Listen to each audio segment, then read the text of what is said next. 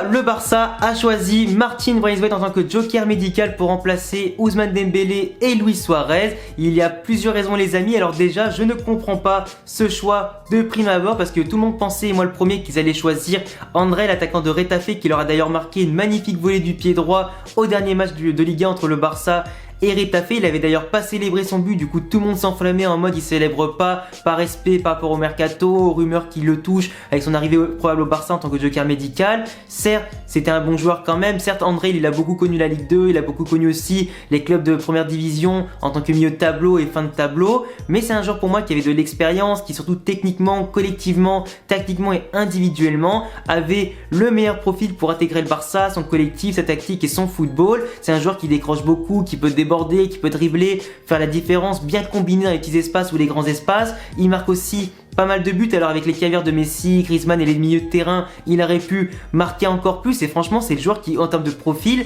correspondait le mieux au jeu du Barça. Finalement, excite André, excite Lucas Perez. Ils ont donc choisi Martin Braithwaite pour remplacer du coup Dembélé et Suarez pour apporter un plus de qualité, surtout un homme de plus dans l'effectif qui est quand même bien décimé entre les départs en prêt, les ventes forcées, les blessures et tout ça. Et moi franchement, c'est quand tu regardes un petit peu l'ensemble, tu te dis que Martin Braithwaite c'est quand même un joueur de milieu de tableau. Il a toujours joué dans des clubs très moyens comme Toulouse où il a notamment pas forcément été en évidence à part les quelques journées où il les a sauvés de la relégation avec quelques buts importants sortis de nulle part. Il est parti à Middlesbrough pendant 2 saisons, mais même eux ils en ont eu marre de lui, du coup ils l'ont envoyé 2 fois en prêt, une fois à Bordeaux, ça n'a pas été concluant, ils l'ont renvoyé à Middlesbrough, qui l'a renvoyé à Leganés, qui se contente du minimum de joueurs à faible budget pour construire l'effectif. Forcément ils l'ont gardé, cette saison il en est à 8 buts en 25 matchs, 27 matchs, c'est pas trop mal certes pour un club de milieu de tableau, mais quand tu le vois en termes de qualité footballistique, pour un Barça c'est quand même hyper léger. Et là franchement c'est là que tu vois que la direction du Barça en termes de recrutement et tout ça se précipite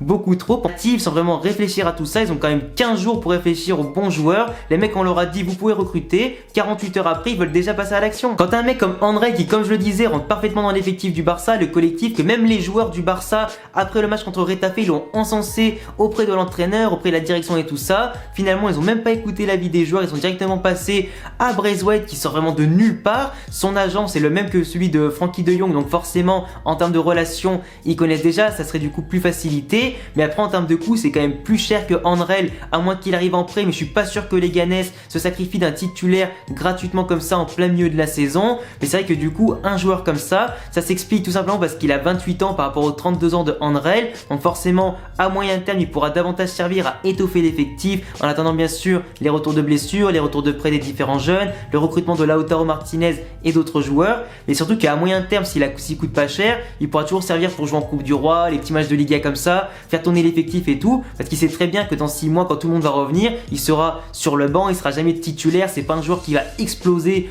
au très haut niveau. Certes il pourra aussi profiter des caviars de Messi, Griezmann pour marquer des buts et améliorer les stats, mais c'est quand même un joueur qui dans les gros matchs fera très peu de différence. C'est vrai que en termes individuels par contre il a des qualités de vitesse, de verticalité, et c'est ce que Quique Setién cherche avant tout, la verticalité. Il demande toujours à ses joueurs de faire beaucoup de passes vers l'avant, de continuer à jouer, de ne pas reculer etc, de toujours mettre la pression, de tenter les occasions, de tirer un maximum. Aujourd'hui un mec comme Braithwaite c'est vraiment du pain béni pour le Barça, dans le sens que dans son profil de verticalité, il y en a de moins en moins au Barça à cause des blessures et tout ça, donc il peut apporter vraiment un plus à ce niveau là. Donc solution moyen terme par rapport à son âge et le fait qu'il va étoffer l'effectif à moindre coût, même si ça coûte quand même assez cher pour ce que c'est, il va surtout apporter du jeu, de dynamisme et de la qualité en termes de vitesse et tout ça, ce qui manque aujourd'hui au Barça contre les blocs regroupés et tout ça, donc quand il y a du mal à trouver la solution. Mais vraiment moi je vous dis les amis, vous le savez tous déjà depuis le début de ma chaîne, vous voyez sur ma bannière, mon avatar et tout ça, je suis supporter du Real Madrid, mais objectivement je parle de toutes les équipes d'Europe, d'Espagne et tout ça, pour faire des analyses poussées et qualitatives pour vous faire kiffer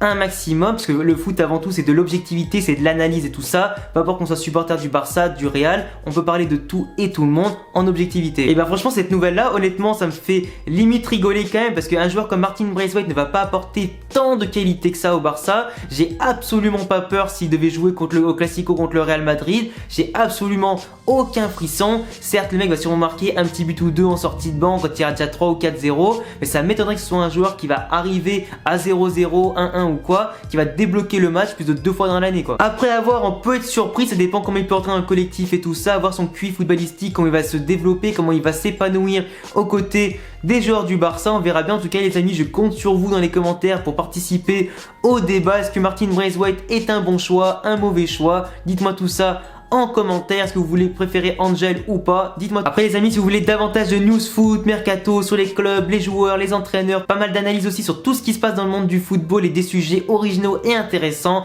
n'oubliez pas de vous abonner, de cocher la cloche bien sûr. Laissez-moi un gros pouce bleu pour cette vidéo, ça me fera super plaisir. T'as mon Insta et mon Twitter en description. À bientôt les gars pour une prochaine vidéo. Ciao.